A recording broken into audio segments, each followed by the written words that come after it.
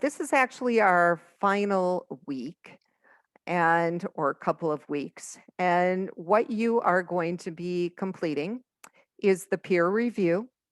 Everybody should have their showcase online. That was due by November 30th. And you have until December 10th to review your classmates' projects and post replies. You also need to upload your term project to GitHub, and there are instructions on how to do that. So if you just click on the link, there is instructions, a link to GitHub. There's a video you can watch showing you how to create an account. But basically, the accounts are free. You just have to create a repository, which is like a little section on GitHub. And then you can literally left drag your final project folder to upload it. And the video kind of shows you how to do that. Once you get it on GitHub, you are going to need to give me a link. So if I go to GitHub, it's automatically logging me in just because I spend so much time here. And so I think I've got it out here somewhere. I have a lot of content out on GitHub. So for most of you, you're probably just going to have one thing out here. So here's a term project. So I could click on that, click up here, Control and C would be the link. And then you guys are going to come over here, add the submission. And then pretty much just paste the link right in here. Okay, so make sure that you give me the link to the site. Otherwise, I'm not going to know where to go to find it. So that link is kind of critical.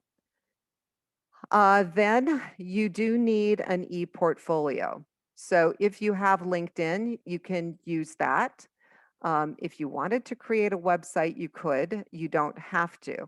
I typically recommend that students just use LinkedIn because I think it's easiest.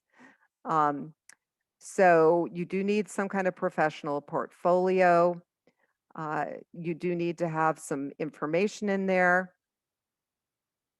If you already have LinkedIn, you can actually, under accomplishments, add your projects and add a link to GitHub, which is what you need. Okay. And so here's just a little example that I did, Jane student. And so I put some links in here, and then I've got my repo stuff there. And here's Jane student's site if you wanted to see it. And this is just one way to do it. But instead of putting it up here in the About section, I could actually add it under accomplishments, which if you already have a LinkedIn site, that is exactly how I would do it. And I do have a video that shows you how to do that if you're not familiar with LinkedIn at all. If you're going to do a brand new site, I have a video that shows you how to do that too. Honestly, I think that's the easiest way for you guys to get this done. Okay, that would be the easiest, fastest way.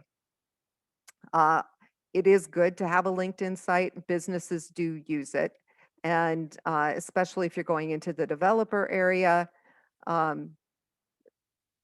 it is important for you to have LinkedIn, a professional looking LinkedIn site when you go to look for jobs. So the GitHub and the LinkedIn are required. Then to prepare for the certification exam, I have an extra credit test that you can download. And I highly recommend that you do this if you are going to take the certification. It will help you. So you're going to download this test.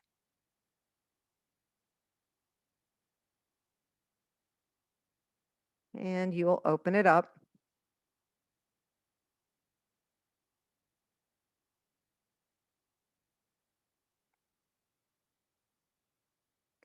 And as you go through here, the question types are exactly the types that you're going to see on that test. So how do you answer this for me?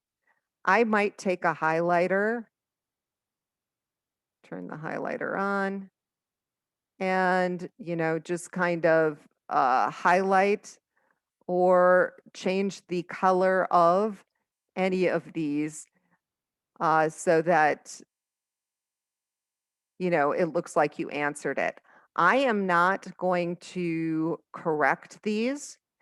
What I'm going to do is I'm going to send you the answer key.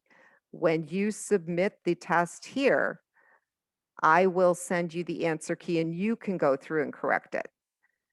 Okay, so you are basically going to be putting in the answers for yourself.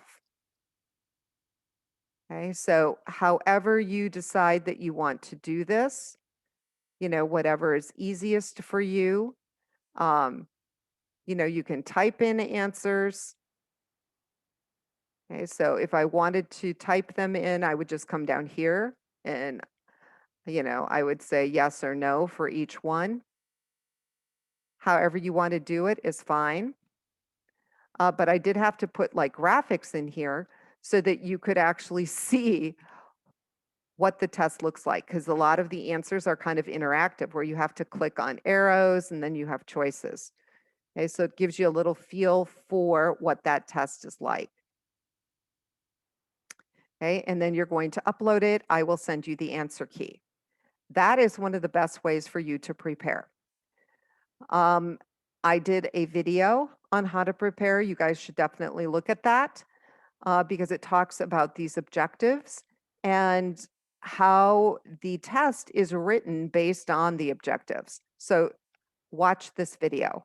Super important for you to watch. The video actually talks about how to properly prepare. But I encourage you to do the extra credit. I encourage you to watch the video, look over the objectives. Any objective that you are fuzzy on, you need to study. So the way that I actually write questions for Certiport, I have reviewed this entire test, and the way these questions are written is a subject matter expert is given an objective.